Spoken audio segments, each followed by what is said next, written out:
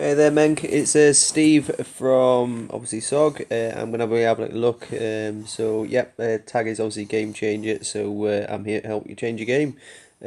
So first thing I'm going to do, and this is useful to know if you haven't already done it, go into View Player Profile. You can do that by clicking on any player, especially if you click on the SOG top right hand corner. You'll see obviously the link for that in your normal game screen, and then you can obviously view your players. And within that, if you click on this screen, you can view bases. So we're going to have a little look, see what you're up against, see what you've got. So, first observation, good. Just mindful your walls there, bro. Probably don't need to be as strong as that at this level, but you've got them already. But you've got to try and make every XP count. So every single one of those walls is XP that you then can't spend on something else because you can't go past level 7. So just be careful of that. Now, second observation is you've got machine gunners, from what you told us previously, in your base. Mortarmen would be my best advice, but either way, see this little gap here? I'm reckoning by the time they spawn, they come straight out of this little hole here, and then straight into the arms of your attacker, and then basically they're wiped out. It's absolutely no use to ornament because there's nothing, there's no damage those guys can do on their own. You need to kind of protect them. So the best way of doing that is make sure this wall here and this wall here touch exactly, and also press against the areas of land so there's no green line in between them, and then that way people can't escape. And the whole idea is all your vehicles, all your army men are sort of trapped within inside your base, so anybody coming close to any of the walls, ideally the mortarmen rain fire on them, but basically, yeah, soon as somebody breaks down that wall, everything hits them at once, and that's kind of what you're aiming for. Next observation is your base. Everything's surrounding it, which kind of at first glance you think that's good. They've got to destroy that to get to your base, so you kind of think it's almost like a wall. But the absolute opposite is the correct way. If you click on my base, you'll see that all my bases are spread out the outside quite evenly round, and that means I'm starting to spawn right on the outside here, or here, or here. Whereas if I was attacking your base, I'm going to spawn right sort of close here, here, here, here.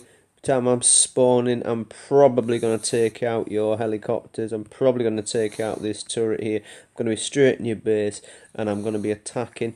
What you want is for the spawns to be right on the outside, so basically there's no green area around the base whatsoever, and that means that number one, your vehicles and your army men get a chance to spawn, your helicopters get a chance to spawn if you've got them, and your turrets get a chance to rain death on your opponent, and that way obviously they get to work more. If you spawn here, for example, right close here, I'm probably already underneath this turret, whereas if I was spawning here, because you've forced me to have to do so, then that turret's going to pick them up and it's going to hit them 3 or 4 times before you even start getting close. So that's kind of what you're aiming for. You also want every single turret to be lit up by this transformer.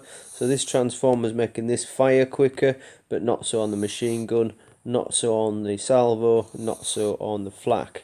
So the better position for these two, for example, would have been to have the transformer in the middle of these two, and then the flak and the railgun are both powered by the transformer. So you're looking to do little things like that, brother, yeah?